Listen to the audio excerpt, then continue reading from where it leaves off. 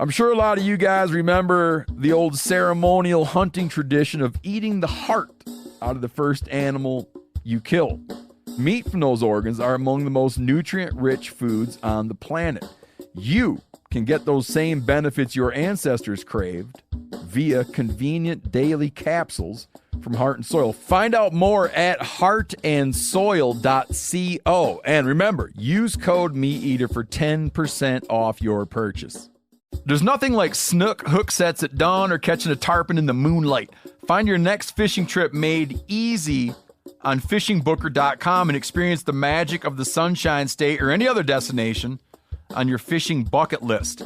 Book a blue water adventure in search of sailfish or go snapper fishing with the kids.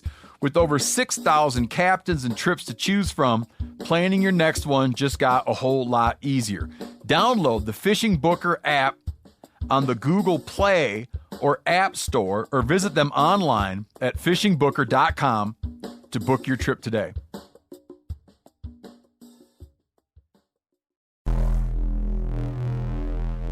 Welcome to the Wired to Hunt podcast, your home for deer hunting news, stories, and strategies. And now, your host, Mark Kenyon. Welcome to the Wired to Hunt podcast. I'm your host, Mark Kenyon, and this is episode number 420.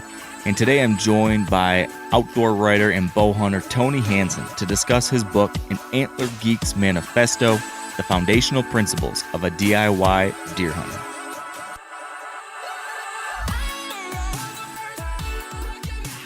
All right, welcome to the Wired to Hunt podcast, brought to you by First Light. And today, as I just mentioned, I've got Tony Hansen here with me on the show. Now, Tony's someone who a lot of you are probably familiar with. He is a fellow Michigan bow hunter. He has been in the whitetail hunting outdoor media world for a long time. You've possibly seen his videos, his podcasts, his articles across many different locations, maybe most prominently in the pages of Outdoor Life magazine. He's worked with whitetail properties. He's done a lot. And what I've always appreciated about Tony is that he gets it done the hard way. He hunts in heavily pressured places, all on his own, doing his own thing in places like Michigan by permission, or most of the time, a lot of the time, on public land across the country too. And what he's done in this book is he has taken decades worth of experience and he has distilled all of these experiences, all of this trial and error, down into a simple system. This book, An Antler Geeks Manifesto, is his system for killing mature bucks in, normal everyday conditions that any one of us could do, without a lot of money, without a lot of property, doing it by permission, doing it on public land, and doing it yourself. And Tony has the most unique thing about this is that he has shown exactly what he does, and it's not overcomplicated. There's a few core principles that he follows all the time. And if he follows these core principles all the time and follows a couple simple steps, he gets the job done. And it's a breath of fresh air in the whitetail hunting world today that is so complicated. And honestly, I say that as a guilty party. Like, I realize that I'm someone who geeks out on all the details. We talk to 10 million different people and get all these different ideas, and that's a lot of fun. I enjoy it, but it can also sometimes make things overcomplicated. And Tony has stripped all the BS off. He's stripped all the complicated things and given us these simple steps to success. This is what works for him. And he's got opinions and perspectives in here that not everyone's going to agree with. That's okay. But this is him. This is who he is. This is what works for him. And it's pretty cool. And it's something that I think we could all learn from. And so today, what I want to do is walk through this book with him to talk through what these foundational principles are, how he came to them, and how he's been able to develop a system that makes deer hunting more fun and, of course, makes him more successful. So I think you're going to enjoy this one. Tony's got a lot to share, and I'm excited. I'm excited to have this conversation. So with no further ado, let's get right into it. Let's talk with Tony Hansen. All right, with me now on the line is Tony Hansen. Tony, welcome back to the show.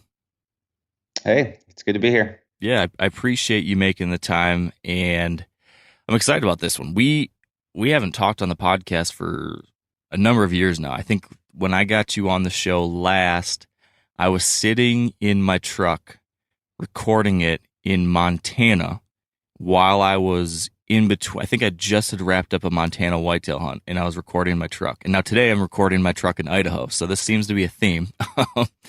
But I don't have a filled tag and a buck in the back of the truck on this one, so I think it'll still be a good chat. And what got me wanting to have this chat, Tony, was your book that you published last year, an Antler Geeks Manifesto. Why'd you write this book? Why was that something you wanted to do now? Because you've done a lot of stuff in the outdoor and deer hunting world. Why was now the time to write this? I guess there was a couple of reasons. Honestly, the primary reason was just to say that I had done it. I had talked so long, I don't even know, a number of years, probably 3 or 4 years ago is when I had the outline for this and had messed around with it. And at the time, I was fairly active in the outdoor media world still, and thought that it would be a lot easier to get it done that way. But, it never happened. So I guess the primary reason I did it was just to show myself that I could. It was also, I hadn't, in the last, 5 years or so, I've definitely taken a step back from the outdoor media world. And it was just kind of a way to sort of dabble back into it, but on my own terms and my own way. And that's really why it's all self-published and self-edited. So, I definitely want people to understand if they do read it, they're probably going to find a typo or something. Nobody else has had a finger in any of it except me. And that's not the best way to get, absolutely perfect copy and everything. So you might find a typo. And the cool thing about self-publishing, if you find it, you can tell me and I can get it changed on future orders. That I can change the system on Amazon real quick. So that was a primary reason. I guess the second reason was more for myself, to kind of just get my thoughts in order of how all of these years that I've done this sort of stuff in terms of do-it-yourself hunting, I feel like I have a system now a little bit. And I wanted to just organize it. And I thought, well, if I can organize it in a book and help some other people, that's a good way to do it. So those are, the two main reasons that I decided to do it. And of course, COVID played a role. I had the time all of a sudden. All my turkey season stuff was pretty much shot. I'm not super social, so it wasn't like I was missing out on the bar scene and everything, but there was no ball games to go to. All my daughter's musicals and things. She's super big into theater. For the first time in my life, my adult life, I guess, I didn't have things to do 5 or 6 nights a week. So I just started writing. What was that process like? Was it what you expected? Was it what you wanted? It was actually a lot easier because I always thought I had some Jeff Sturgis books. I like Jeff. I think he's a good dude, and I like his books, and they're about the right length of what I wanted. I had no idea how many words go into a chapter. I didn't know. And I thought, man, I don't know if I'm going to be able to fill up a book. And it's not like a giant book. It's not a novel. And I didn't want it to be. I wanted it to be about the size that it turned out. So it was actually a lot easier than I thought. It came together really fast. I probably wrote it in a week and a half, 2 weeks. Wow. I had some of the chapters sort of started, but it wasn't a big deal. And then I just went through and learned how you do the layout. And I just used the Amazon service and Kindle publishing thing. So it was fun. It wasn't anything unexpected, really. I knew that self-editing was going to be tough, so I probably read it more than any other drafts I would, like for magazine articles and stuff. I read through them a couple times and I hand them off to people who are really good at it, at editing. With this, I probably had to read it a little bit more, and I'm sure I still miss stuff, but and I still do. I mean, I was reading it over last night to look through some things, and I found one typo, so I already changed it today. But it wasn't a surprise. It kind of went the way I wanted it to go. But I also realized after rereading it a couple times, there's a bunch more stuff that I wanted to include that maybe I'll do a follow-up on sometime. Yeah. It's funny rereading, at least for me, rereading anything I've written is always a little bit painful if some time has passed, I always look at it again like, geez, I wish I'd included this. I wish I'd done that. So it's nice in your case with this setup that you can go in there and make updates for future printings and stuff. That's a really nice benefit of the way you did it with the self-publishing. Yeah, exactly. And I always kind of joke around. Whoever's got like the first 3 copies with 100 typos in it, it'll be like the Tom Kelly books, the Gene Wentz books. You're gonna be paying on eBay $5,000 someday. So what about for people reading this? So for you, you wanted to do it because it was going to force you to kind of synthesize your system and put it on paper and organize it. But what about for the people that you wrote it for to read it? What's your pitch to them? Like, what does someone get when they pick up this book? Why should someone read this book and not so-and-so's other deer hunting guide to success?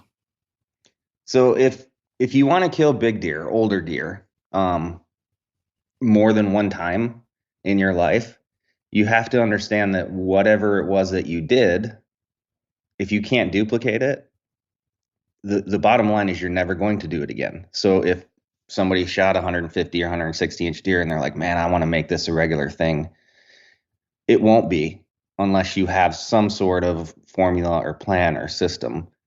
And so what I tried to do is just literally tell people, this is what I do. And I know with absolute certainty that if you do it in the right places and you can shoot reasonably well at 25 yards, you'll kill a big buck and you'll kill more than one. I have no doubt that it will happen, because if I can do that, which I do, this is how. And I really wanted to just show people that doesn't take a bunch of money. It definitely takes some, and it takes time, but you don't have to be anything special. I'm certainly not. And I fully expect in the coming fall, I'm going to shoot at least one deer that's 4 years old or older, and maybe 2 or 3. And the only way you do that is you have to be able to repeat what it was you did to make it possible. You can get lucky once, everybody does, but you can't get lucky twice, usually, not with older deer. Yeah. What I like about this book, and we'll talk about this more when we get into your foundations, those main principles, but I think the secret, not the secret, but something that really stands out about this book, I guess, is that it's a little bit counter to popular media in that, and even this podcast, if you listen to this podcast enough, people have heard 72,000 different ways to deer hunt, and so many different little details you could do, and so many different little things that one guy will say, you have to do this thing. Another guy says, you got to do this other thing, and they could be complete opposites, and it can get complicated, especially if you're a little bit newer and you don't have your own system in place. I think it's probably fair to say there's a lot of people out there who can get just their head spinning with all these different ideas. And something that really stood out with what you've put here on paper is a really streamlined, clear, relatively uncomplicated system for success. It's you've kind of cut away all the fat and all the bullshit and said, hey, here's a few simple steps. And if you focus on this stuff, and if you execute on it and you have fun, this is a system for success. You don't need to worry about the 10,000 other things. You don't need to worry about all the fancy gizmos and gadgets. This is a proven, simple system that works. And there's a lot of value in that. I mean, someone could say they could write a 10,000 or a 1,000-page book of encyclopedia of every different idea out there, and they could say that's really valuable, but in some ways it's almost less valuable because it's so damn confusing. So I liked that about this, and I think the first thing you did, which I thought was a nice way to organize it and really hammer home those most important things, is you kind of delineated these foundational principles that everything else revolves around. And I thought that'd be a good place to start diving into your system. Can you walk me through principle number 1 and what it is, why it's so important, and then we can kind of go from there. Yeah, the first one is really the one that matters, and that's that pressure is the single most important factor. Everything else, all the other principles, all the other stuff in the entire book is all hinged on hunting pressure.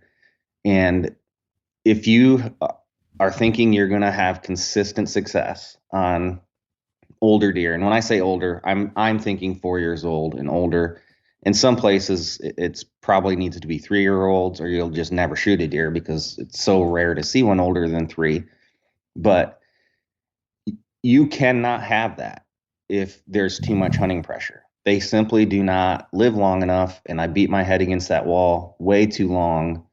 And the flip side of that is too, even if there are older deer, like, what we have here in Michigan, there's getting to be some pockets where we can have 3-year-olds fairly regularly, some 4-year-olds, some 5-year-olds, but the hunting pressure part of it makes those deer so difficult to hunt that you can spend your entire season trying to shoot one of them and never even see the deer. So everything that happens when I'm deciding how to hunt, when to hunt, where to hunt, it's all about hunting pressure. And if there is hunting pressure, I'm not doing it. I don't pick places to go if I think there's going to be a bunch of people. A classic example, and I'm sure this will upset some people or get offended. Illinois, I will never hunt there. It's got a great reputation. It's got a whole book full of big deer in the record books. I've been there twice. There's so much hunting pressure. It's non-functional for me and how I want to hunt. So even though the data would indicate a state like that would be really good to go to, I just won't go there. So every decision that I make, every thing that I've developed in my quote unquote system, it's all based on the hunting pressure, because that's the one thing that I don't think I can overcome, really. I can work around it. I can deal with it, but I can't solve it. And it makes once you start figuring out what hunting pressure does and how deer respond and the difference when they aren't pressured, it's like a light bulb goes off. It's really not that hard to shoot big deer when they're not pressured. And your approach is a little bit different than a lot of people on that. I mean, most everyone says hunting pressure matters a lot. It impacts everything. But a lot of people say that, recognize that. But if you hunt in a place of heavy pressure, a lot of folks do a bunch of stuff to try to have success in those heavily pressured areas, right? There's all sorts of books about bow hunting in pressured areas, etc. Your idea is like, screw that spot. I'm going to find where it's not. And so rather than beating my head against a wall in the spot where it's so pressured and screwed up, your idea is kind of, let's save my time and energy for somewhere where it's better spent. So just cross that stuff off the map and move on to something different. So in a lot of cases for you, it sounds like, from what I've seen over our years and then also reading the book, right? A lot of that means you travel to other states, but you do still hunt our home state of Michigan, which of course gets a lot of pressure. It's one of those states, we both know it, that gets hammered. So talk to me about how you handle this hunting pressure thing here in Michigan, because in most cases you're saying, write it off the map, forget it. But what about when you do want to hunt local, and we know that almost everything is heavily pressured here? How do you think through this principle in Michigan? Or if someone lives in Pennsylvania or New York and they still want to do some local hunting? Yeah. So the first thing I do is I make sure I'm not the problem. I'm not going to be the one that's putting any of the pressure on. So I don't do any preseason scouting really at all. I think it doesn't work in pressured situations, and I think it's counterproductive in a lot of situations. Trail cameras, the cell service trail cameras certainly have changed that quite a bit, and I will use those, but I'm not even going to worry about what buck is where in July or August, because if I get there the first week of October and there's a couple of trucks parked there or on the neighbors, that buck's not going to be there anyway, or he's not going to be huntable. He's going to be pretty nocturnal. I enjoy John Eberhardt's stuff. I've learned a lot from his books, and he talks about hunting pressure. And I think what people misunderstand is if you really read it, what he's saying, he's not saying, here's how I deal with the hunting pressure. He's saying, here's how I avoid it. I find all of this stuff I'm still going to hunt in Michigan. It's still super pressured, but I'm not going to hunt the spots that are getting super pressured. He's going to find the locations where the deer feel safe. And that's kind of what I do. So in Michigan, yeah, I'm going to write off those spots that are just getting pounded. But if that's the only property that I have access to and I want to hunt, I'm still going to hunt it, but I'm going to try to hunt the place that isn't getting pressured, if that makes any sense. And the only way I've figured out to do that is I just have to do all of my scouting in the season, and I do it based on, I'll take the first week to 10 days of October and go around any of the places that I have to hunt, including public ground. And I'm just literally doing an inventory. Is somebody hunting this? And if they are, I'm done with it. I'm not going to mess with it because I can't control them, which means I can't control that pressure, which means I can't think for myself because I don't have any, there's too many variables to it. So I just bump around 7 to 10 days, the first 10 days of October. And then I start to figure out, okay, this place isn't getting hunted as hard, or they're hunting the south end and not the north end. And that's when I start to do my scouting, and I'm going to use the cameras and see if there is a deer that I want to hunt in there. It's all about making sure wherever I'm going to be, it's the least amount of pressure that I could have gotten. Obviously, in other states, much easier, much different, because there's not necessarily that there's less hunting pressure. There's more space for it to be spread around. If you take even a state like Ohio, where there's lots of hunters, and you've hunted there, Mark, you get in southern Ohio and drive around a little bit, and you start to realize, okay, 150,000 bow hunters here is a whole lot different than 150,000 bow hunters in southern Michigan, because there's so much more available ground and escape. They can really get away. Yeah, definitely different. I want to talk more about your scouting, both your off-season scouting and why you don't do it so much and all that. But before we get to that, I think we got to talk about principle number 2, because principle number 2 is all about choosing those spots that are worth scouting, that are worth spending time on, and all that kind of stuff. And you've got, again, a little bit of a different idea around this that makes sense, but it is a little different. Can you walk me through foundational principle number 2 and how you got to this? Because you had some pain points that kind of led to this one for you. Yeah. So your earlier question about, what was there difficulty in the book, et cetera. This was by far the hardest part of it to write, because it's hard for me to explain it. It's very clear in my head, and it's very clear what I do. It's hard to explain it. So this principle is, you can't invest into something that you don't own.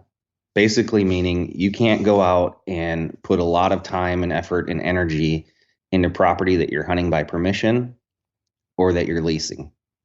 And this all came about because I had a property here in Michigan that I leased for, I don't even remember how long. I know it was at least 10 years. It might have been closer to 15. I don't remember when I first started, but I lost that 2 years ago, I guess. It's just a phone call in the spring saying, hey, I'm not going to lease it anymore. And that really, it all came crashing down, because I thought, okay, now I spent almost $40,000 on this place in lease fees. Who knows how much money in food plots. I spent additional money on cameras and stands that I probably wouldn't have before. All of that money stuff obviously hurt, but what really hurt is I've got 3 months to figure out a property. And I can't. You can't take 10 or 12 years of experience and replace it in 3 months. So everything that I invested into that property was a complete and total waste. Yeah, I killed some decent deer and I had some good hunting, but I can't use it again. I can't do it going forward. So now what I do, the only thing that I will invest a lot of time and effort and really any money at all into is something that I own. And that's either obviously private land that you own, which I don't own any right now, or public land that can't be taken away. And there's some gray areas there, but for the most part, I'm talking about state and federally owned property that I will never lose. It doesn't mean that I don't hunt someplace that someone gave me permission to hunt. I will. What it does mean is I'm not going in there and doing a bunch of extra effort or work. I'm not trying to force my way to find time, because it doesn't matter who you are. None of us have the amount of time to hunt that we want. So you have to make it. And that means taking time away from family or whatever it is.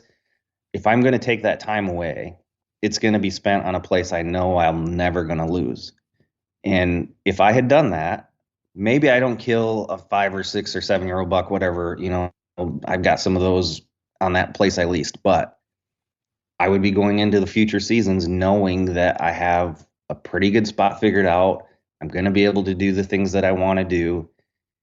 It just, like I said, it's hard to explain, but the bottom line is when you're investing the amount of time and energy into those places, you have to know it's going away. And it is. You're not going to be able to keep those places. If you lease them or have permission, it's all gonna come to a head and it's gonna stop.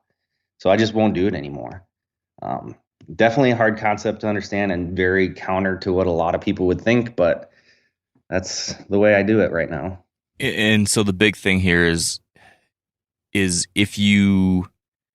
all that time and energy and knowledge that you sink into these places. And if you could never cash in on that knowledge again because it's gone, and of course the money, what's the point? So you're sticking with land you own or public land that's always going to be there.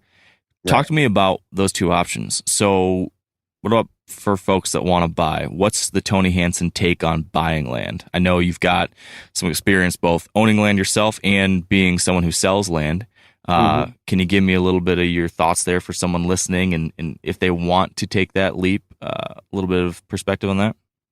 I've never met someone who bought land who regretted it. And that, you can't say that about very many things. There's certainly been people who bought it and then it didn't turn out to hunt the way they wanted, etc. And they ended up, flipping it and getting something else. But I've never met someone who bought property and be like, I wish I hadn't done that.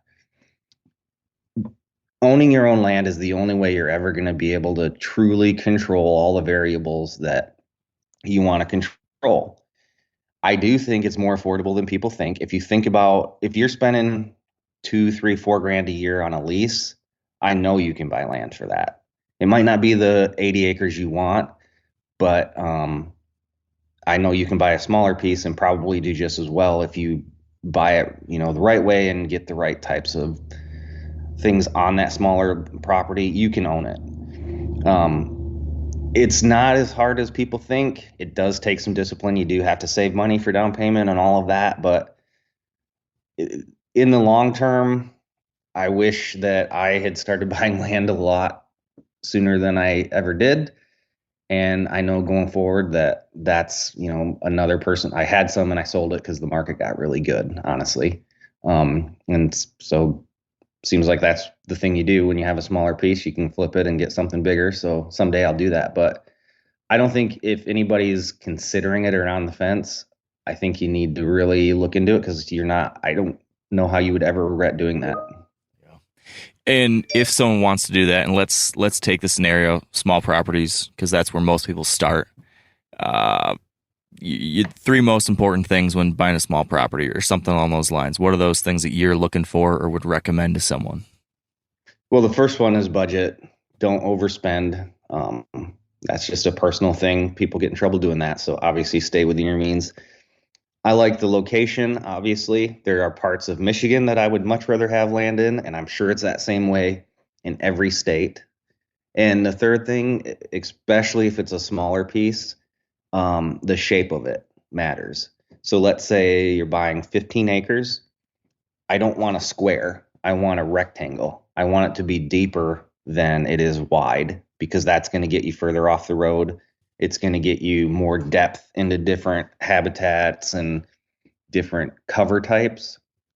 And if possible, this is not as common in Michigan, but places like Ohio, Missouri, Indiana, I'd really like it to be landlocked with an easement, like an access through someone else's place to get further off the road. Yeah. And I'd love it if it borders like a big piece of public, like in Southern Ohio or Southern Indiana. Then you can really have something special. Now, some people would look at that and say that sounds a little counterintuitive because they're going to hear next to public land where there's going to be tons of pressure and they're going to be shooting all the deer and pushing stuff all around. Why do you not think that? It depends on the type of terrain, but I can tell you, I did a 1-day turkey trip to Southern Ohio yesterday. My legs are screaming at me today, and I feel like I'm kind of crazy. I do a lot of things people won't do. I promise you, there were hills I stopped and turned around. The average person wouldn't get to that point. If you have, if it's the way that public lays out and it's got those types of hills and ridges, you're not going to see very many people. And if you do see someone like that, you should be you should be happy and celebrate with them, because they're doing something that 99.9% of the population will not do. Yeah. And it's not just about getting deep. I mean, you have got to go over some crazy stuff in some of those places. And if you're on the backside of that, a mile, 2 miles, 3 miles from that road access, you're going to be pretty much hunting deer that are untouched. Yeah. So talking about public land, I like the fact that within this, the way you think about this, that you look at public land as something that is worth investing in, because as an American, you do own it, right? Per se. Yep. And it's not going to be taken away from you, hopefully. And talk to me about that side of things. I really like the process you go through when it comes to finding public land that you think is worth hunting. You've got a hell of a system there that's a little different than some people. Can you walk me through that research process of how you go about figuring out those new spots you're going to check out? Yeah, and I'm almost an addict to, like Onyx and Google Earth and all of that stuff. A lot of people sit around at night watching The Bachelor. I sit around at night watching Google Earth and Onyx. I start by looking at, obviously, the amount of land that I would have to choose from. I've learned over time, I can't go someplace and have 2 or 3 options, because I've gotten burned where I've done that. Here I've just driven 10, 11 hours and I spent whatever hundreds of dollars on this tag. And I get there and the 2 or 3 options that I thought were awesome are not good. And now I'm really scrambling. And scrambling is never going to be productive when you've only got 5 or 6 days in a place you probably have never been. So I need 15 to 30 options that I could get to. I'm also different. I think it's why a lot of my friends that used to hunt with me, they really don't like to. I have no problem getting up in the morning and driving 70 miles to a spot, and then another 150 to look at another one, and then coming back, 180 the other way. It does not bother me to do a big area when I'm looking at stuff, but I got to have a lot of options. So I look at that. Once you look past, and say, okay, there's enough ground that I can work with. Obviously, I look at the number of licenses that are sold. That is kind of the only number that doesn't lie. You can see lots of stuff online forums about this buck was killed, but I need to know how many people actually are out hunting and have hunting licenses. That really dictates a lot of the pressure to me.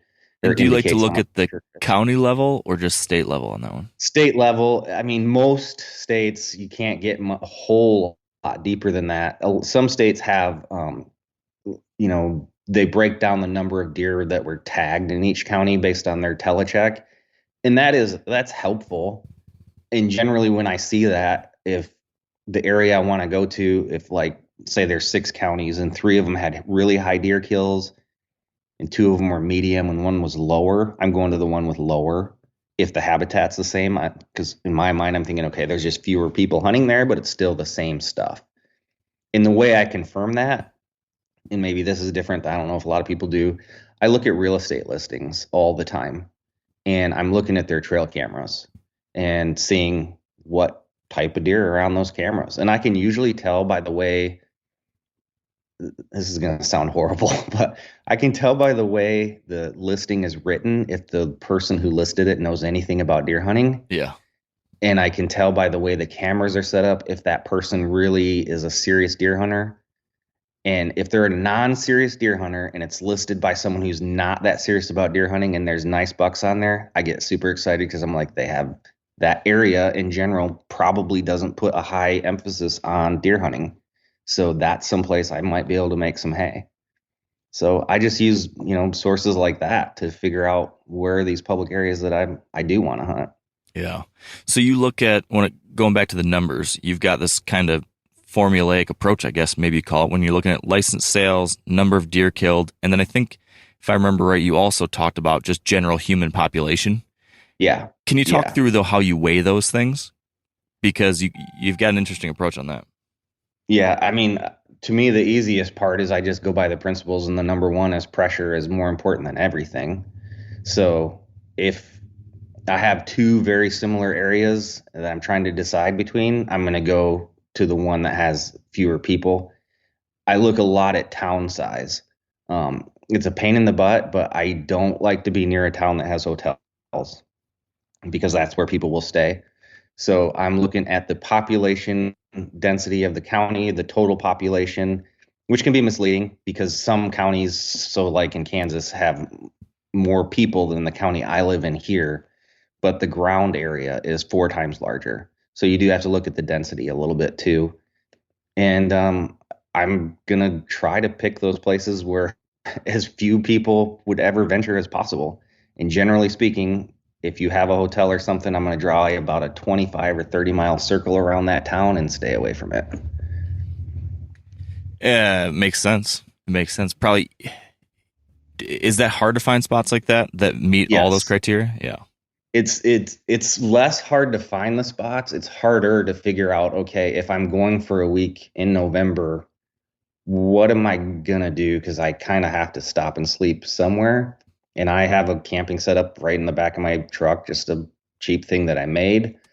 I can't always do that in November because I do get cold. Yeah. And at some point, it's like I'm totally willing to take the abuse and to go, and suffer. But at the same time, I do this because I enjoy it. And am I enjoying it now when it's 20 degrees at night and I'm freezing and I can't sleep and I'm parked literally in somebody's pasture and I'm waiting for them to come shoot me? Yeah. There's a fine line there. Takes a little fun out of it. Yeah. Yeah.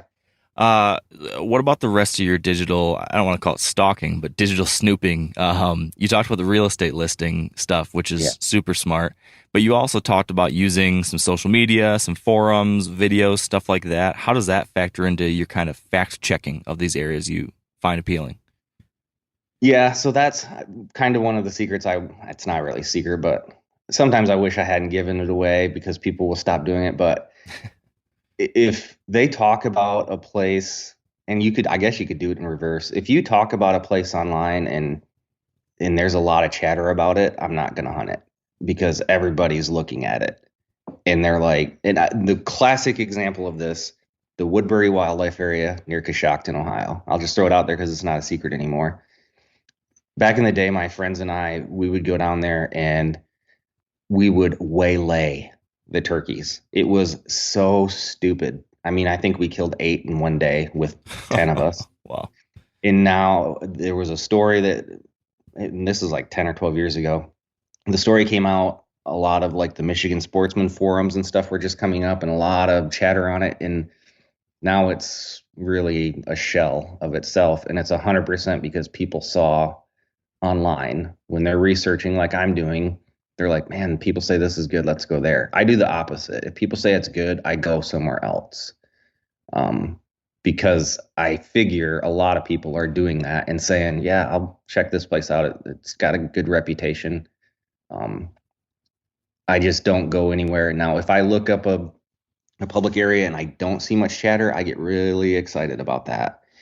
And I'm really careful about what I'll say about it. Like, kind of now I really don't tell anybody what states I hunt anymore. I'll say I'm, in the Great Plains or lower Midwest. But I don't mention a whole lot about the states anymore. Yep. With that in mind, do you have any worries about putting all this stuff out there? I mean, you've got a little bit of a process that's different than some that's helped you uniquely. Did you think at all about when you're writing this book? Just, do I want everyone to realize that this is a way to go about it? I mean, I just thought of that when I'm thinking about the same thing, like not being super open about locations. It's something I do too. It can be worrisome. And I think about all of this myself. How do you process that yourself? I don't know. I go back and forth. And I think I'm probably more selfish and greedy than I should be. I'm certainly less so than I was. And I think partly that's why I did write this, is because I want to change that a little bit. I want to give back a little bit more, I think. But at the same time, I think I would rather have people out, and this might rub some people wrong too, like especially on public land. I would rather have you hunting in a way that makes it possible for those deer to keep moving and to kind of keep the pressure down than doing it other ways that add a lot of pressure and bump a lot of deer and spook a lot of deer. It's not like I'm so smart that people couldn't figure this out, all of these things in the book on their own. But I do want people to have success. I do want them to, enjoy their time out there. And I think part of being in the communication field is it's kind of your duty to tell people what you've learned and experiences that you've had. And it's a formula, yeah, but it's not like they're not buying a lottery, like a guaranteed lottery ticket here. I'm still going to struggle years where I don't kill any bucks, and I wrote the book. Yeah. So I don't know. I think about it, but at the same time, I think there's enough involved that you still have to kind of do the work yourself. Yeah. These things are always easier said than done. That's for sure. Oh, way easier. Yeah. So along those lines then, talking about how it'd be probably beneficial for all of us if more folks that are hunting public land are doing it in a way that doesn't pressure and blow stuff up as much. That kind of ties into your whole scouting approach, which you touched on a little bit earlier, but I think is worth diving into a little bit more. Just the whole idea that you've kind of canned your preseason scouting and focus just on in season. And that's pretty contrary to popular opinion these days. A lot of folks are really, really into off season scouting. Is there any off season stuff that you think is still worth doing in your system? For sure. And it's what I do. It's literally the only reason I went down to Ohio yesterday. The turkey season scouting to me is the most beneficial because I can only figure out so much on an aerial photo. Google Earth helps a ton, but I'm not great at reading, the elevation lines and all of that and understanding exactly how steep this thing is. And a lot of that stuff down there, you have to wonder if it's coal mine reclamation or not. And that hunt's totally different than if it's not. If you've ever seen it, you know what I'm talking about. That stuff that was mined and then is reclaimed is incredibly thick, and you have to do a lot of things different than if it's just normal hardwoods that's been managed and things. So the boots on the ground and getting familiar with the property is super important. And that's why I think turkey season is a great time to do it, because you can go out and explore and you really can cover a lot of places fast. You don't worry about what you're doing to the deer because it doesn't matter at that point. Outside of that, I really don't have a whole lot of use for any other scouting. And now it's fun to get trail camera pictures of deer in velvet, and I try because I enjoy it, but I don't put any value in that almost at all. And the idea is those bucks are relocating anyways in most cases, right? Yes. And if they don't, that's fine, because in Michigan, most of the time, I'm not going to have any velvet pictures out of state because I don't leave my cameras out there in the public. But the only place that I would be here in Michigan, and we don't have the most sophisticated of habitats. It's a square woodlot, a square property. It's kind of easy to figure out if that buck did stay around. It's kind of easy to figure out what to do in early October, late October, and the rut. So it's not like I have a lot to figure out. Yeah. But for the most part, those bucks are not going to stay there once the hunting pressure starts, or if they do stay there, they're darn near unhuntable. They get really nocturnal, all the stuff, you know this because you've lived it. Yep. If you can get those deer unpressured and staying there, then you've got a chance. I don't think the odds of that are very high when you have as many deer hunters as we have.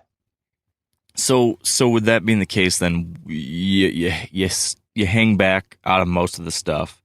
You're not pressuring them in the summer. You're not pressuring them just before the season like a lot of folks do when they go out and set their stands the week before the season or something like that. Walk me through once season opens. I know you've got a kind of rule of three approach to kicking off the season on those traveling hunts or kicking off a hunt. Yep. But what about for your local stuff? How does that begin?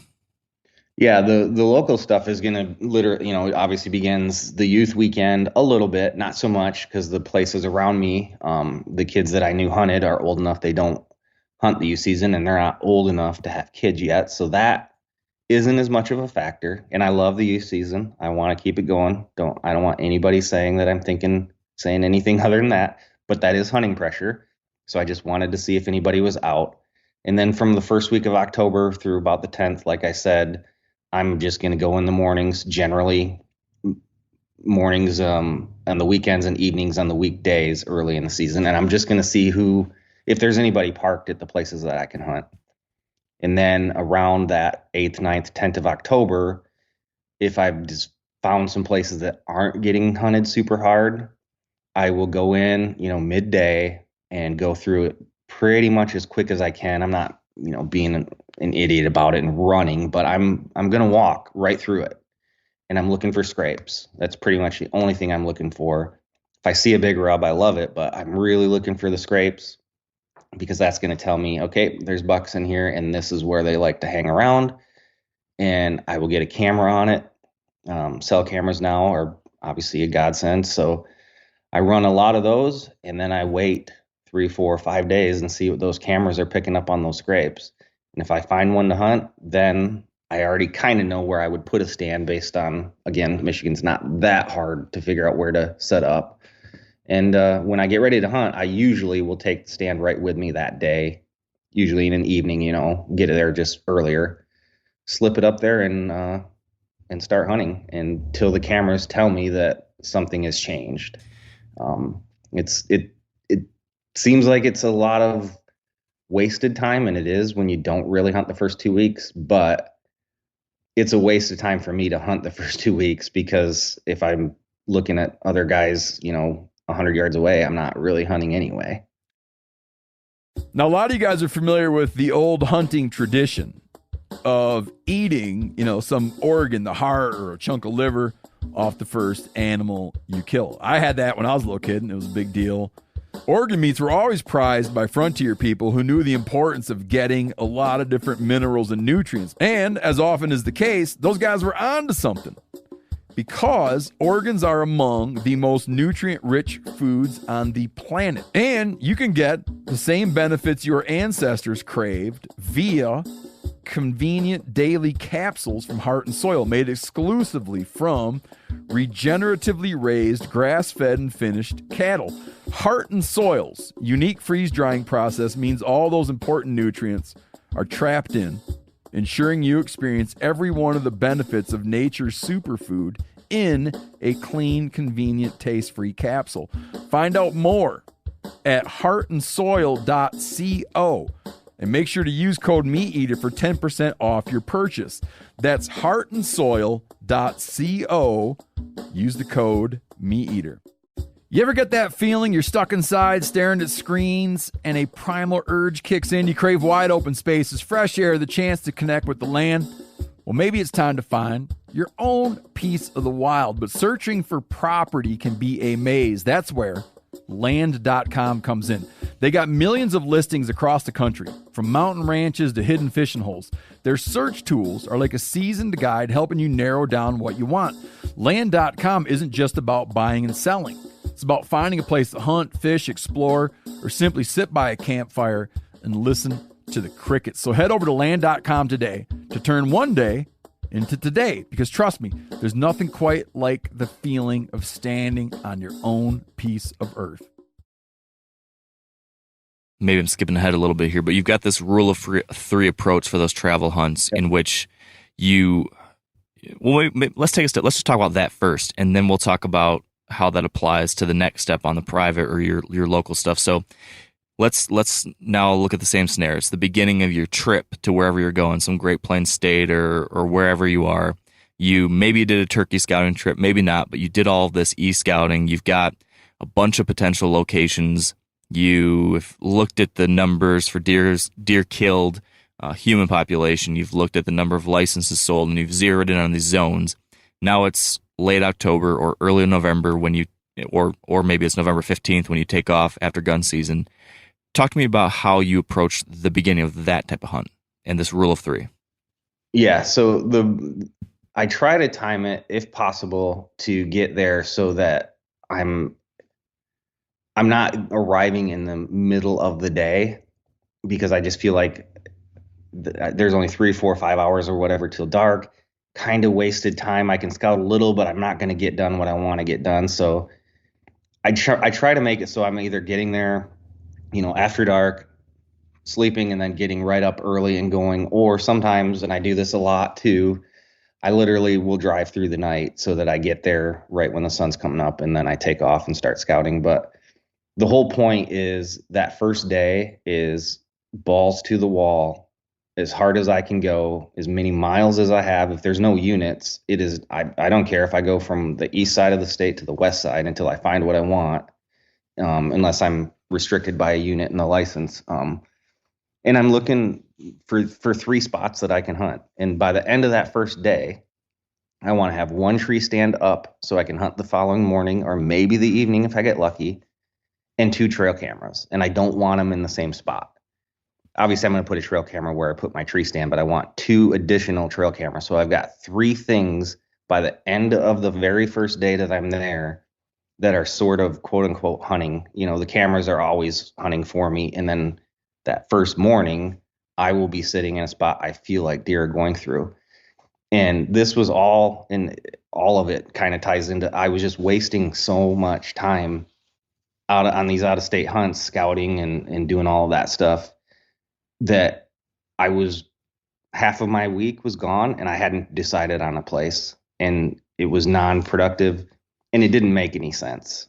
I had to start trusting myself that I had picked the state, the county, the area based on research that I thought there was mature bucks there, better than average number of them, and less hunting pressure.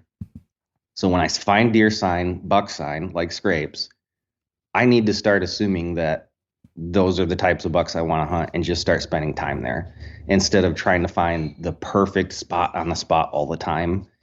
And it really kind of opened the door to me killing a lot more of them because I wasn't wasting so much time. So the idea is basically get on the first pretty decent looking spot, because you can learn so much more through observation, right? By being out there hunting, and then also trust that you've got cameras in 2 other spots. Is that the idea versus wasting time walking and walking? Exactly. I just have to trust the fact that where I'm at has less hunting pressure than what I'm used to. In those types of states with a good, age structure and sex ratio and all that, there's not a lot of yearling bucks making scrapes or really actively working those scrapes. If you find a good active scrape and you know it when you see it, that's likely going to be made by multiple deer that are over age 2. There's no reason to keep searching. If you have a good ambush site and it's far enough off a road that you don't think they're just doing it, at night as they cross to feed in a cornfield or something, there's no reason to keep looking. Get a camera on it, get a stand up, get out of there, go find another parcel, find another similar, set of scrapes, get a camera on them. Get out of there, go find another one, get a camera on it, and then you can start. Now you've got 3 spots that are telling you by the end of the first day what's here. Yeah. And hopefully that's all it takes. Sometimes I have to do it all again the second day, but generally speaking, that first evening, I will have a camera, or I will have a photo of a buck that I'd be happy to shoot. Yeah. So I'm sure there's some people listening who either are having a hard time visualizing what you're talking about when you're saying a great active scrape area, or maybe there's someone listening who's heard people talk about scrapes. They've heard people talk about primary scrapes. They've heard people talk about field edge scrapes, blah, blah, blah, blah, blah. Can you just paint a more detailed picture of exactly what this kind of scrape area looks like that for you is worth stopping on? Yeah. So the first thing I would say, if you're super interested in just being more knowledgeable about deer, I would go to John Eberhardt's books about scrapes. He doesn't have a book about scrapes, but he writes a lot about them. Gene and Barry Wenzel are scrape geniuses. They have done so many discoveries on scrapes so anything that they've written. And then the Deer Lab, I think it's South Carolina, or whatever university has the deer lab, and that'll tell you all the different types of scrapes. What I tell you is I don't care what type of scrape it is, as long as it's being pawed and peed in. That's it. Okay. I care that it looks active, and you can tell it's active, and it's not, just one of the like the field edge or boundary or frustration scrapes. It's going to be fairly large, maybe, the size of a like a snow sled saucer, one of those things. Yep. It's going to have at least one good licking branch and probably two or three. And if it's really one of those kind of hubs that the bucks hit a lot, just stand at that scrape and look in a circle around you. And if you see one or two other scrapes in sight, you need to be there. And the reason I love scrapes more than anything else is because there's no other sign in the woods besides a rub that tells you bucks use that area. And rubs are less timely, because you can have a rub that was made the first week of September or mid-September as they're losing velvet, and that is going to be there until the end of the year. A scrape has to be hit every day or two for it to stay looking open and fresh and active. And that's what I want. And I also know a scrape is going to be hit by more than one buck. A rub probably isn't. So if I find those active scrapes with some big rubs in the area, there's zero reason to keep looking for another place to hunt. And that's what I would do, though. I'd be like, oh, I need to go deeper. Or I really want to have 3 pinch points lining up here. And I was just paralyzed by analyzing all that stuff and wouldn't make good decisions. And now the decision's easy. I want to find the best spot I can as fast as I can. And my version of best is, does it have scrapes and can I hunt it? And if it does, I'm going to hunt it. In your book, you talk a lot about, or you refer to some spots as proximity areas. Yeah. What do you mean by that? Is that just like a zone like this, or? Yeah. So, you just need to be in the proximity of where a buck where he's living. You're not going to find that out, in a week's time generally. And especially on a place you've never hunted. You're not going to know where that buck beds. You're not going to know, especially anything west of the Mississippi. They travel so far. I just need to be in a proximity of him that he will come through, and the scrapes tell me where he wants to be. It's not like, if you think about it in human terms, right? We do things opposite of what deer do. So like, say Mark wants to live in Idaho. You're going to move to Idaho and buy a house, and you're going to change all of your travel pattern around that house, right? Mm-hmm. Yeah. The scrape is the opposite. He already lives where he lives. He does what he does. The scrapes show up where he moves. So he doesn't like go, well, over there would be a beautiful spot for a scrape. Let me go over there and make that. He doesn't do that. He makes the scrape where he travels and where he expects other deer to be traveling and other bucks will be traveling. And that's why when you only have 5-6 days to hunt, you have such a leg up if you are hunting in an area where there are scrapes, because those bucks are coming there. You hope they're coming there in daylight. You won't know until you start hunting it and get your cameras going, but you've picked a spot that's less pressured, so the odds are better that they're going to be doing it in the daylight.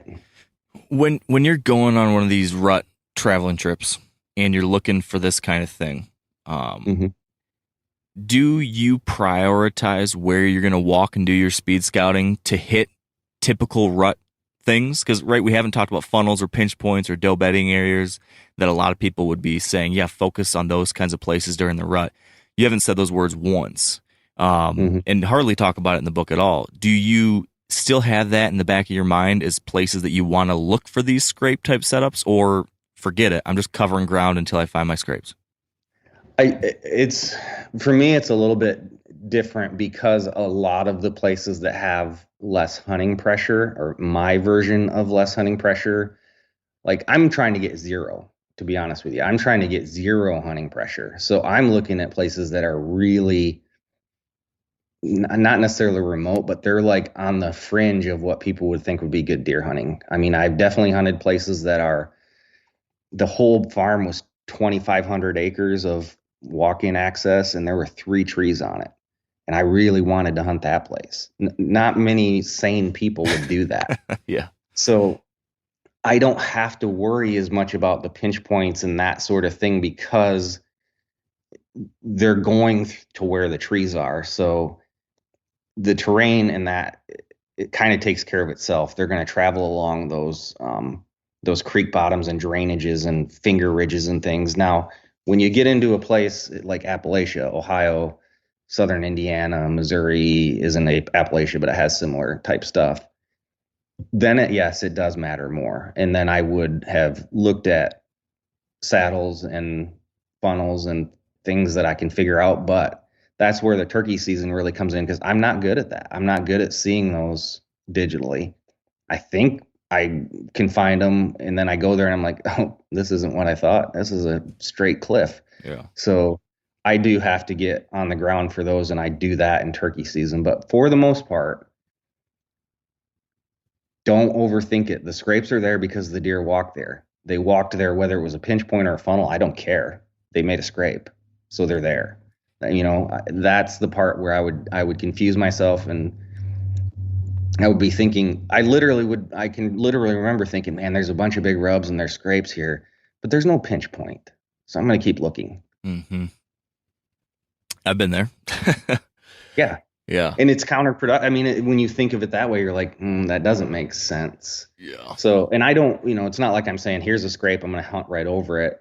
After I find the scrapes, then I'm looking in that area. What's the most likely spot the deer are going to walk through that I can pinch them down? And there are some, even in those, like, Kansas and Iowa type situations where they're creek bottoms, there's certainly spots where you can do that. So if I'm within 100 yards of that scrape, I'm fine. I don't care exactly how close or far I am, as long as I'm not too far away. I will move around and figure out the best, situation for a stand. Yeah. Can you talk a little bit more about that? That being, how you pick the tree once you found your zone with those scrapes. What's your decision process to choose, like, okay, this is where I'm going to hang my stick and stand? A lot of times, this is going to sound like a horrible answer, but a lot of times it's whatever tree I can get one in, because a lot of them states that are, west of the Mississippi with the cottonwoods, it doesn't matter what tree you want. You got to go with the tree that you can use. They're big, they're leaning, they're just terrible for stands. But if I have options, I want a tree where obviously I'm going to worry about the wind. I want to be on the side where I feel like the wind's going to be in my favor the most of the time. And I also like a tree with limbs. I just feel safer in them, and I have better cover. And I really want to see the deer coming to the scrape rather than hit the scrape and going past me, just because I feel like I have a little bit more time to my advantage when they're coming to a place they want to be than leaving a place that they want to be. Because he could hit that scrape and turn around and go back the way he came, and I never get a shot if I'm on the other side of it. So there is a guessing game of which way they're coming from. But again, you can look at the rubs and see which side of the tree they're on. And you can look at your greater aerial view and be like, he's probably bedding here and probably coming from that direction. So I try to be on the quote unquote upwind side. I don't mean literally the upwind side. I mean the travel side of the scrape. And I want a tree with a bunch of limbs so I can move around and not feel like I'm going to fall out. But a lot of times it depends on, if there's just a bunch of giant cottonwoods, I kind of find whatever tree I can put it in. Yeah. Yeah. Sometimes you're pretty limited there. What about, here's one thing that I always wrestle with, which is, what if you do have multiple tree options, but one of them has great cover, but it's farther away from the spot you really think the deer is going to pass through? Or maybe you only have a shot at one of the shooting lanes or one of the trails, but then there's another tree that is perfectly located. Maybe you can shoot to the 2 different travel routes you're expecting and that scrape maybe, but it is a beanpole. It's wide open. Do you take the crappy tree in the right location or the better tree that limits you a little bit? I'm going to go again to the first principle where the pressure is what will make me decide. I shot a deer 2 years ago. I think it's 2 falls ago in the Great Plains. I was about 9.5 feet off the ground, beanpole straight tree. And he came from 300 yards away, walking right at me, and hit 4 or 5 scrapes on the way. And I shot him. He was 18 inches from the bottom of the tree stand, or the base of the tree. Those deer, when they're not pressured, have zero clue that someone can shoot them from above. So I wouldn't worry too much about it. I would try to get my stand on the back side of the tree so I could hide a little bit. But I don't like shooting over 20 yards. So I'm going to lean more towards being closer and having a little bit better shots. And if I get busted, then I'll adjust. But it's amazing, deer that aren't super pressured, they really don't pay any attention to tree stands. If I was in Ohio, if I was here in Michigan, I would go for the much better cover. Yeah. So what about the other side, or the next step in your process? Once you find your spot, you found your tree, you mentioned that even at the spots where you hang your stand, you're going to put a camera. Some people would say don't ever put cameras near your tree stands because they might spook. What's your take on that? And since you do it, how do you do it in a way that you're not worried about spooking deer with those camera placements? I can send you the picture of the camera that shot the deer, that took the picture of the deer 15 seconds before I killed him. And I don't put the cameras on the tree stand tree or anything like that. They're always on a scrape. I won't put a camera out unless it's on a scrape. So I don't worry about it. I have certainly had pictures of the deer looking right directly at the camera. I think what that is they hear something. I think some cameras have some sort of internal noise when they take a picture. And generally at night, it's that filter. It's that red little filter that flips over your lens. Expensive cameras don't do that. I don't really buy expensive cameras because I don't need to, and I'm going to lose them. I don't think the camera is spooking a deer. I've gotten too many pictures of where they look at the camera and then they're right back to doing what they're doing. And again, the advantage the camera gives me is infinitely more. The upside is just so much higher than the potential of me spooking the deer anyway. Because if anything's going to spook them, it's the fact that I just walked down that trail and walked around their scrape 10 hours, 5 hours, whatever it is before that camera took their picture. I'm leaving scent. That's going to happen.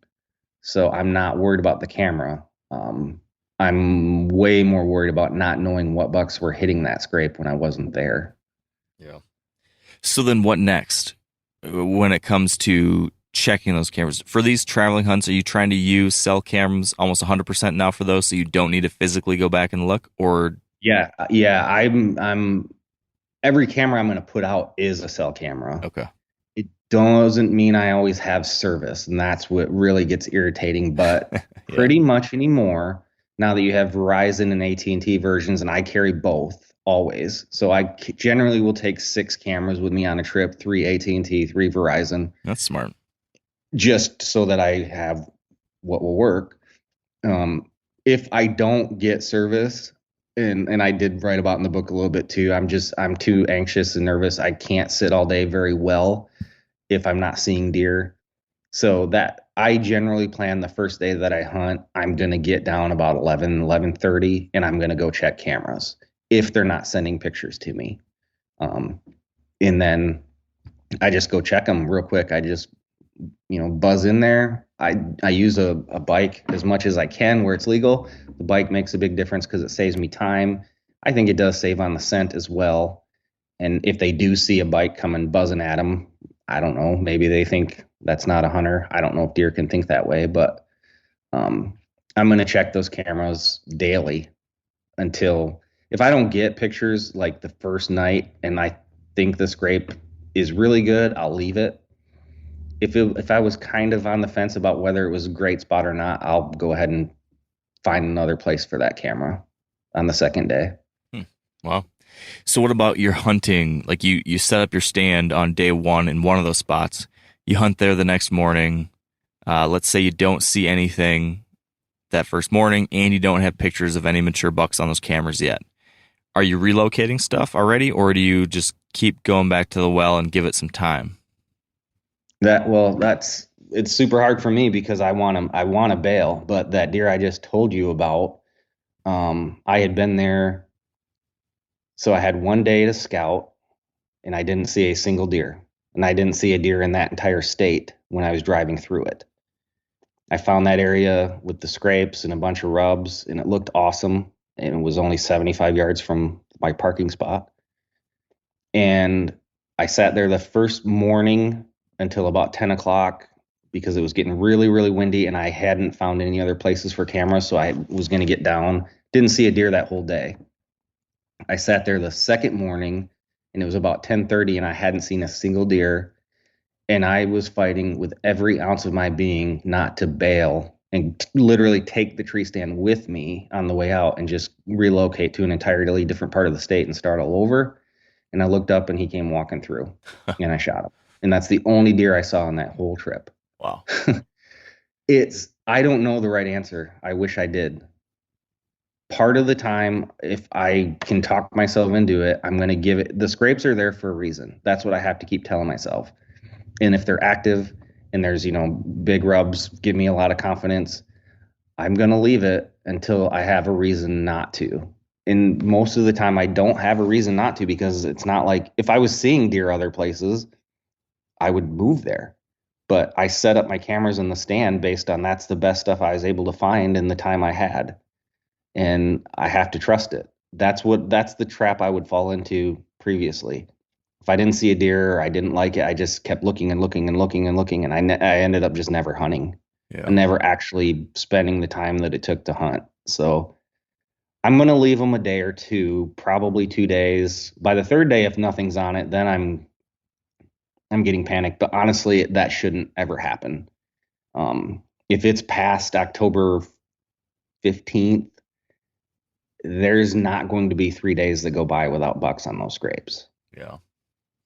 Now, what about the flip side of that, where you have hunted and you spot a buck you would like to get a shot at, but he's out of range and he's not hitting those scrapes, so he's not around those scrapes. He's somewhere, within sight, but not within shooting range. Do you immediately relocate? As soon as that deer's out of range, do you wait to the next day? Do you think, well, that might have been random, I'm going to stick to this spot because there's the scrapes and he should come back through, there's a better chance he'll be here? What about that? Did I see him making any scrapes, or he was just walking along? I'm going to say he's just walking along. But tell me tell me how scrapes would change your thoughts. Yeah, I'm not going to move because he's going to come to those scrapes at some point. Now, if he was over there working scrapes, is literally the second I can't see him, I'm down and I'm moving the stand over there. If it's one I really, really want to shoot. Now, if it's, middle of the road and I'm like, yeah, I would shoot him, but he's not the biggest buck I think is here, then I probably wouldn't. But whatever scrape that deer is on actively, and if he had to have really worked it and spent time and did the licking branch and all of that stuff, if he just pawed once or twice, he might just be, sexually frustrated. Yeah. So, but if he really worked it over, I'm gonna be there. And if that was the morning, I probably expect to shoot him that afternoon because I think he'll be right back in there. What about if there's a buck on a doe, either chasing a doe or locked on a doe? How do you move on situations like that? You just do whatever you can. I mean, when they're locked on to the does in that particular deer and you can see him, do whatever you can to get him killed.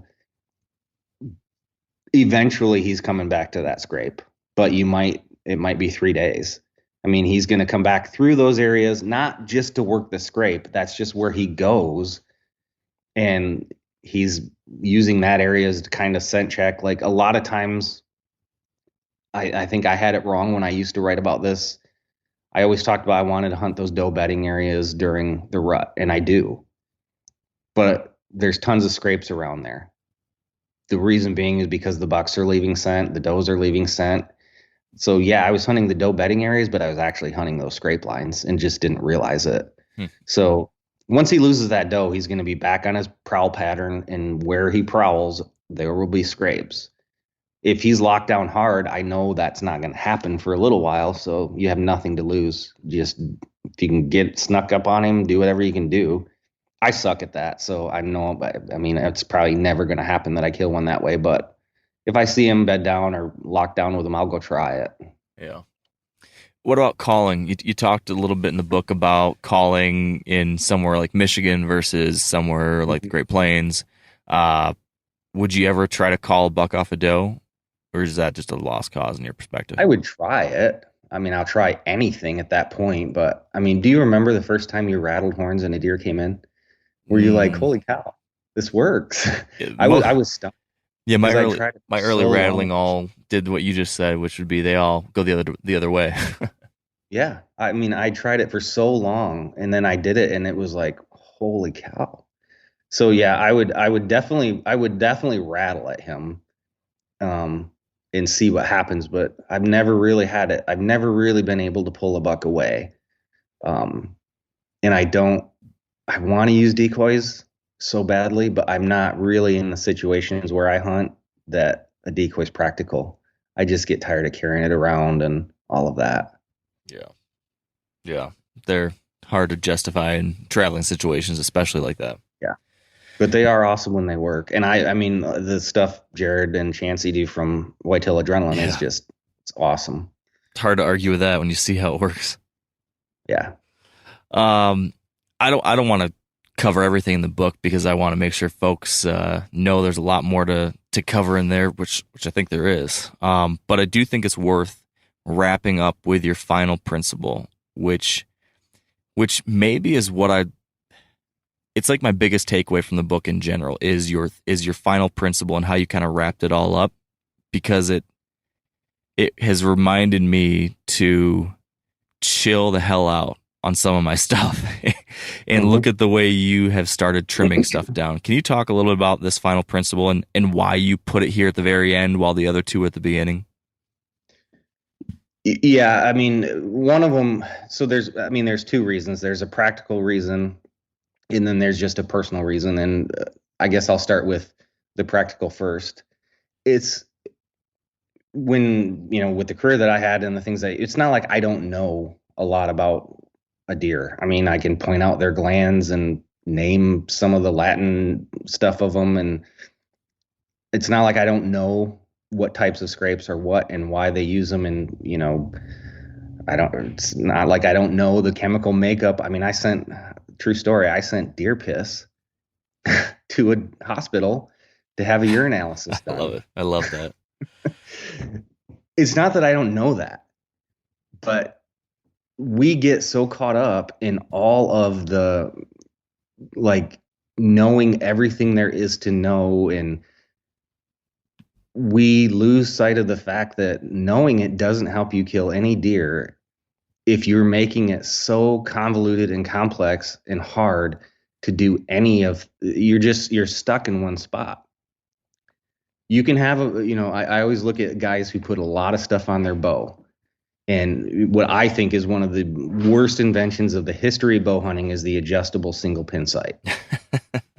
So you're telling me I need at the deep, because I think most people are like me, when you see a giant buck coming your way, that your first thought is, holy crap, it might actually happen. I've waited so long and worked so hard for this. And your adrenaline is crazy and you're shaking and all of those things. You're telling me somebody thought it was a good idea that at that point you should have to know the exact yardage to adjust your pin on your bow. And if you don't, you're going to miss. That is what I mean. Like, we have taken something simple and basic and made it so mechanical that we've lost sight of it. So for me, I was having trouble making decisions of where to hunt, when to hunt, how to hunt, even why to hunt, to be honest with you. And that's where some of the personal stuff came in. I just wanted all that stuff stripped out. Now, if I find scrapes, I know bucks made it. If I hide a tree stand near a path that leads to those scrapes, or, on top of the scrape if I have to, and I hunt there, pretty good odds I'm going to get a shot at one of those bucks. I don't need to know anything else. I don't need to do anything else. I don't need to think about anything else. It's made it more fun. I got rid of a bunch of gear. I don't worry about it. It doesn't mean I'm cheap. I'll still spend good money on good equipment. I just have way less of it. And if I don't need to spend good money on it and it's still good, I don't care what brand it is. The personal side of it is a lot of that. I just didn't like the commercialization anymore. I didn't like kind of the space I had put myself in and the way that I had kind of branded myself, so to speak. I didn't like any of it. And so I just decided to change it. And I don't think there's anything wrong with dummying things down if it makes you more successful and just taking a lot of the crap out. I still post on social media because it's fun and I want to see what my friends killed and I like to see what other people killed, but I don't worry so much about the image of it. It doesn't matter. I'm just going to try to shoot big deer. And the last 3 or 4 years, I've done a lot better than I had done in the 3 or 4 years. And some of those deer I didn't even put a picture up of. It just didn't matter at that point, you know? Yeah. Yeah, I think it's a great reminder. Simple works. I mean, I need that reminder because I'm the personality type where I can overcomplicate stuff a lot, and get into that whole analysis paralysis stuff. So it's because you have the capacity to learn. Yeah. Like you're a learner and you want to learn. And what I really don't want people to think is that dumbing things down or doing things simple means you're stupid or that you're not learning. I think it means you're learning better. It means you're learning that this knowledge is useful, but the application is gotta have its place. How do you translate that though? My instinct tells me that like you can't get to the place that you're at where you can keep it simple until you have enough experience to know like what matters and what doesn't, or what matters for you in your situation. Is there any other way to go about like filtering all this stuff, or is it simply you have to put this stuff into practice and then figure out what the right fit is for you and then find that system? I think unfortunately you're right. A lot of it is experience. I know that I couldn't, and I'm still not, like I still struggle big time with those decisions, but nothing like I would have 10 or 15 years ago. And I don't think I was ready I didn't know enough. So even though it's simple, it's because the more things that you understand and learn and know, you're able to have more confidence that you're okay in what you're doing. You know, just like we talked about before, 10 years ago, if I saw a big buck go up a tree line and he was out of range, I'm down and I'm moving my stand. Now I'm thinking, if he didn't make a scrape or do something that tells me he wants to keep returning to that tree line, there's no point in me doing that. His sign is here. The sign that he returns to is here. Just trust that. That's a simple way of thinking about a whole lot of experiences and complex things that you've tried and done and learned from in the past. So maybe it's not even just simplifying things. It's more about trusting the things that you've learned. And I think that a lot of people have that issue. It's why we put so much stuff on our bows. It's why we, rely so much on the comparison stuff on social media, and we have all, these fancy things. We don't really trust ourselves. We need to have that aura or that image in case we don't succeed. Yeah. So this is a really good place to wrap up. What's your final message to folks that maybe have found themselves in that position?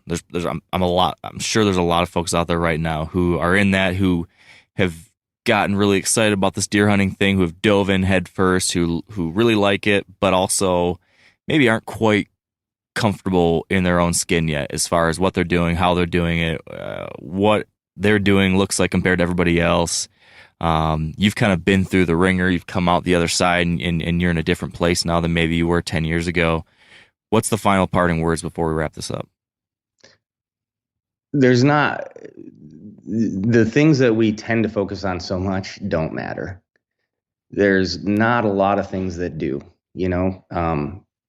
If you enjoy what you're doing and you think eventually you can be successful at it, then keep doing it that way. The things that you're seeing in a lot of, media outlets, it's not your situation. It's not a situation that you can duplicate or replicate. So it doesn't matter so much. Just if you're making mistakes and you're never killing anything, you got to ask yourself why, and is it something that I'm doing that I can change, and then change it. But don't change just for the sake of changing. You have to be able to think through the decisions that you're making, and don't make it harder than it is. If there's a scrape and a deer trail and some buck rubs, it's because bucks went through there. So if you spend some time there, probably gonna see another buck that you can shoot. It doesn't have to be any harder than that. And just shoot them in the lungs and you'll be good. Wise words right there, Tony.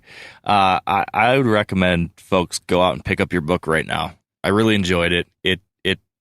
It's a breath of fresh air, I think, in a lot of ways from other things out there. And if anyone who listens to this conversation, I think will have a good sense of how that's the case. Where can people find the book? Where should they go buy this? It's just on Amazon. Like I said, I just self-published it. I honestly never even really intended for it to sell anything. Amazon was just an easy way for me to get 20 copies for myself. So you just will go to Amazon and you can Google my name or Antler Geeks Manifesto, and it should, or search, not Google, but on Amazon, and search it, and it should pop up there. Perfect. Well, I enjoyed it, Tony, and I enjoyed this conversation. Thank you. Thanks for writing this. Thanks for taking the time to talk about it, too. No problem at all. Anytime. All right, and that's a wrap. Like I mentioned, Tony Hansen's book, An Antler Geeks Manifesto, pick it up, give it a read. It's a quick read, but it's worth it. I enjoyed it. I think if you heard our conversation today here, you're going to understand why. So head on over to Amazon, pick up a copy, and then get to work. So until next time, thank you all for tuning in. Thanks for being a part of this community. I appreciate it. I think that, the Wired to Hunt audience, you guys and gals, are you're my kind of people. And I'm glad that we can spend a little time every week chatting and geeking out on deer and deer hunting, because there's a lot of stuff out there in the world that's kind of lousy, but this is one of those things that is not. This is just some good stuff, and thank goodness for that. So until next time, thank you, and stay wired to hunt. I'm sure a lot of you guys remember the old ceremonial hunting tradition of eating the heart out of the first animal you kill. Meat from those organs are among the most nutrient-rich foods on the planet. You can get those same benefits your ancestors craved via convenient daily capsules from Heart and Soil. Find out more at heartandsoil.co. And remember, use code MeatEater for 10% off your purchase.